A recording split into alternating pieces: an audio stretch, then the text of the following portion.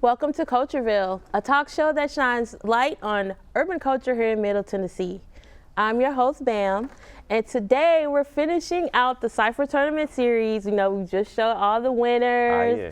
but now we have Joseph Baze. He's one of the curators of the event, and you're watching CultureVille.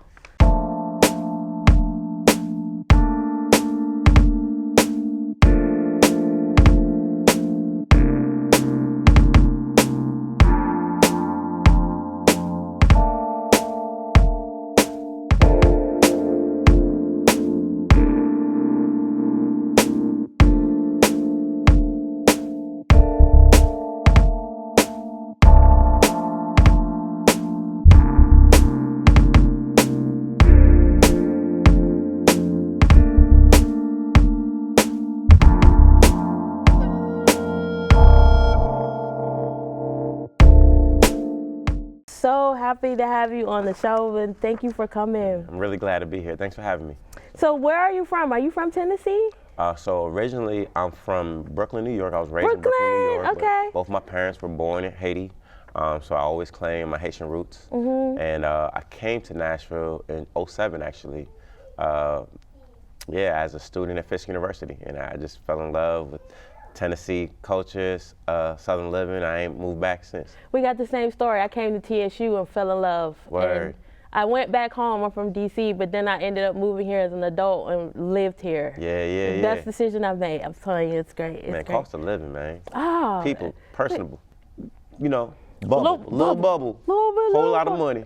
You know, my mom, she done jumped ship. She's like, yeah, the second you was out the house, you know I was leaving. So she lives in Belize now. She's been living in Belize for 10 years. Well, I want to be like your mom when I grow up. Look, Belize goals. is a beautiful place. Goals. I went to live in Aruba. I went there once, and I could stay there forever. Talk about it. So you went to Fisk, right? ma'am. You came here, and then you started the Ether Collective. Well, there are some things in between. Did that happen? Too fast? You know, Ether Collective, and I'm glad you brought that up, is really the quintessential representation of like how I want to show up in the world and how I've learned to show up in the world with my gift. But the Ether didn't start till 2018, and you know I first got in the community off the campus in 2011, 2012.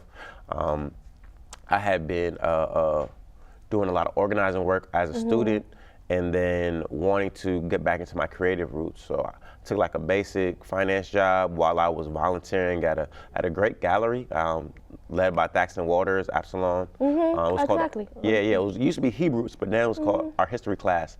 And by then I had connected with a lot of the hip hop community actually. And so 2013, a good friend of mine, Jenny Calhoun, invited me to a hip hop cipher at the summit with like Jimmy and Mountain Walker and Foundation Mecca and Joshua Dine, and I'm like, yo, this is the community I've been looking for, yo. Where y'all been? You know, you introduced me to some heavyweights though. Man, early, but I was a student, so all the music I knew in the city was either mainstream. You know, I ran into Young Buck a couple times at Hartman Park. You know what I mean? Everybody like, hey man, you need to check But not the underground culture of it. Not the underground, not the CultureVille. You know, not the culture. Yeah, I see how you did that. Man, Ishay, I was running Ishay at the park. Ishay was breakdancing all the time. I don't know if you know Ishay. And Ron D, of course. Ron D done showed me a couple. So what does Ether Collective actually do though? Like what's the... Yeah. Well, so that's how I discovered it, right? Because over the years, working with Thaxton's gallery, I was just like volunteering to be a gallery coordinator. And then I saw the struggle of the visual artists, and that's like one of my missions. Coming out of New York, I was always so like, if you can make it here, you can make it anywhere. You don't want to be a starving artist, go to college and get a skill, right? And so like, I hate this starving artist mentality. Like, you do not have to be a starving artist. The fact that you are creative enough to be an artist means you have a skill set that is applicable in many professional lanes. Ways to use that skill in a monetary way, or come on now. Because artists, we don't like to think about the business. Yeah. We like to just create. You know, so you kind of giving them an outlet to say, okay, you create, let me show you where to put these ideas and how to take it, and because you're an entrepreneur, and I do want to talk about that, but you know, can you just talk to us about monetizing your creative skill, because a lot of us, we don't even want to we don't want to talk about that. We just want to be creative and make music and paint, you know? Well, absolutely. You know, every skill set is valuable. I mean, literally, the city we navigate is art. Like the city planning, drafting, all of that's artwork. A lot of the people that go into architecture were first artists, and people don't think about that. So a lot of times the city's funding values art less than a science or medical. It's like it's not an essential, but actually it's the most essential. It's one of the most essential fields and lanes. So I kind of learned the value of that when I started my first company. I was Televised the Movement, a film company, and I wanted to tell my own stories. I wanted to tell my own projects, the stories I saw that weren't being told in the community.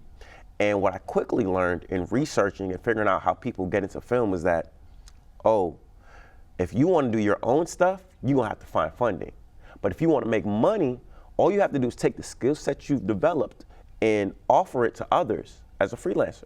And so like Spike Lee would have to fund all of his projects. He has to fundraise, but a videographer can say, hey, literally, we made the most money. We shot the African Street Festival documentary. We shot a Meharry classroom. Like, we were doing corporate gigs while I was doing like behind the scenes footage of all the ciphers underground in Nashville. But you were using that skill to monetize it, to fund. Yeah, what you want, the creative process. 2013, 2014, 2015. And so as I started working with artists and they were like people were asking me to manage them, and I'm like, I can't do that because I don't know anything about the music business. Like, straight up. But I understand business, and I understand that if you have a gift, someone's gonna pay you for that gift if you understand the value of what you have and you recognize how to negotiate, you know, a contract. And so, so I just started helping artists with that. And I started with the visual artists, started the Jefferson Street Art Crawl in 2016 with a bunch of colleagues. I wasn't the only one, but I was kind of like the non-visual artist that was like, yo, let's do this. Keep it the money man, the time and man. No, not even, just the community brother. Like, really, my heart and my spirit is as a nation builder. Like, I like building in community and bringing people together.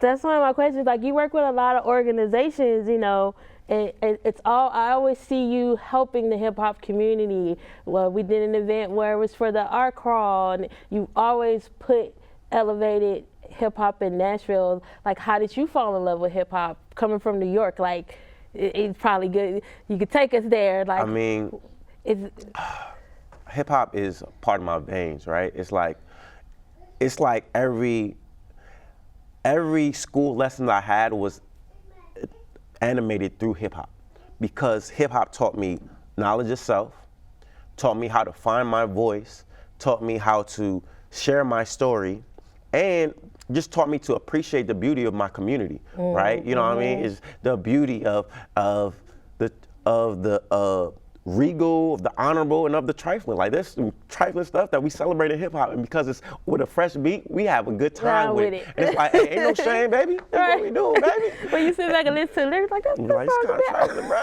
I mean, you know, I ain't got to say no songs or nothing, but. So how did you get involved with the citywide cipher? Did someone come to you with an idea and you took it, like the same way you help everybody else? That's a good question. So we do a thing with Ether called seed bombing, and seed bombing is actually kind of how Ether was founded. So in 2018, even going further back, when I started the Jefferson Street Art Crawl in 2016 with Alicia Morozic, Dojo, Thaxton, Old School, you know, Nate Harris from Woodcuts, and my man Carl Carpenter. When we started the holy mecca of entrepreneurship, and we was just Jefferson Street. It was just Jefferson Street family. We was just a family. Yeah. And at the time, you know, none of them were really well known, because the mural movement was just starting to get attention. North hadn't like blown up. You know, it was pre-COVID. But we realized that Black artists were only being valued during February. So it was like, how do we create place and space for us throughout the whole year? Well, they have a crawl every first of the month, but they only feature us in February. Why don't we do our own crawl the last weekend of the month and feature Black artists from TSU, from Fisk, from all over. Create your own space. you did it. Yeah. And so that was kind of the same thing with the ciphers. Now, I wrote a grant for that. It was a Thrive grant, you know, appreciate Metro Arts for funding us and just helping me believe my writing skill there. And so in 2018, when I started Ether, which I had, you know, it was 5 of us then. It was Tim Gwynn, my man S Raps. He raps pretty and does a lot of dope stuff with Rashad the Poet. I don't know if you know S Rap. Terry Lynn's a really good friend of mine, baby sister, honestly. And then a good brother, I'm pretty sure y'all might know DJ Vu, Jay Regarica. He sounds familiar. He's a good dude. And so we talked about creating this agency that would be art, by artists for artists, which it has grown since then into a firm. And I was like, the only thing I can really do right now, because I don't have the bank, but I can show you what I've learned over these years, like how to negotiate. And hey, let's just start with getting a grant. Like, I know if we get a grant for you, you're gonna believe in what you can do. And so help Terry write a grant. And that was like the start of a seed bombing initiative. And so even though it was like $5,000, help a project manager to help you find a space and help you navigate the execution of your project, you know, keeps you motivated. And then that turned into a cipher. Now everybody's talking about it and people want to be a part of it because it was a really good event. Well, it turned into their own projects. Like, it turned into Shop Talk and it turned to Beat Battle. And so everybody I work with, I don't work with people in I don't like the label modality because the way it was taught to me, even from other artists, they're like, the issue with labels is that artists are treated like products. Yeah. And so depending on how valuable you are, if you're not a valuable product, you're gonna get backseated. You're gonna be, you know, but if you're selling, they're gonna have you on the front line, then you're gonna be even, you know, on a string. Always in debt, you know. But I was like, hey, when I'm working with you, I want every artist I work with I want to elevate their business. So what is your skill set? What is the business that you own? And how do you want to make a name for yourself in this industry? And so with Terry, it was Shop Talk.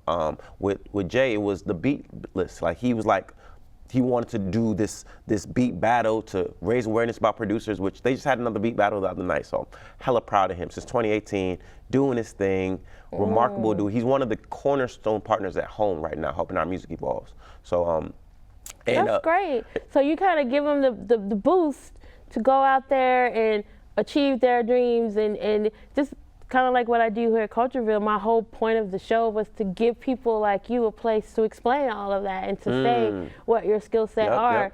And I think you do the same thing. It's talking about just filing for a grant. A lot of people don't realize how much money there is out here for arts and entertainment and culture and music and painting and those are they have the funds because people don't apply. Yeah. And people don't even know where to go. How to start.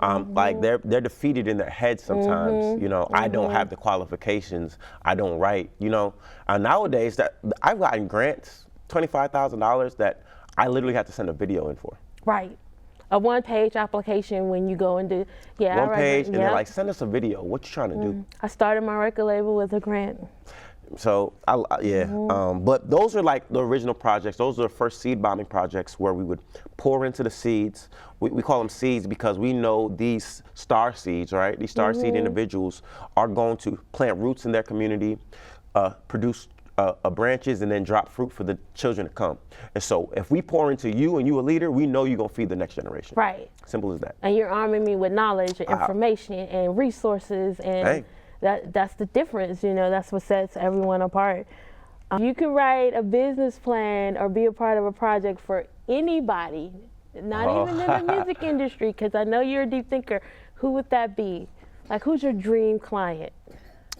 I don't know if they're my dream client, but I would love to work with, and I do remember you asking these questions, I would love to work with Quincy Jones. Like, he's one of the most inspirational visionaries I've ever worked with, because movie, film, television. You know what I'm saying? Yeah. And honestly, a lot of what I try to do, I think I stylize after him, because he'll see a remarkable opportunity with an individual that hasn't been given the chance, and he'll like, let me make something happen with you. You know what I'm saying? Yeah. Let me make something happen with you. And so, I would love to like just shadow and intern for Quincy Jones, baby. Let me work with you, baby. Let me just hang out with you for a couple of days and you just talk to me about stuff. Wow, like I see you as like sort of like our sort of advocate for the hip hop community in Nashville, because I feel Nashville has always been the place where everyone knows to come for music, and not country. I mean musicians. Most of everyone on tour, a musician is in their band from Nashville. Everyone who comes and records, they talk about Nashville. So like, how could we uplift our hip hop community? Is there a Nashville sound? Is there a signature? So I think Nashville has some really diverse hip hop sounds, and I do love that. Like, I mean, I would say Tennessee in general, because Middle Tennessee to Memphis to Chattanooga's blowing up. You know, Chattanooga Hip Hop Summit just happened last month. Shout out to them. And then a lot of Knoxville developed a sound. I think what we could do better is have a more integrated circuit. I think in Atlanta, in Georgia, there's a very strong drive to support each other, and there's a very strong, and it's maybe out of self-interest, right? It's like, I know if I support you, you're gonna support me, but people are more patient to wait the time, and then when it's their time, like they're seizing the stage.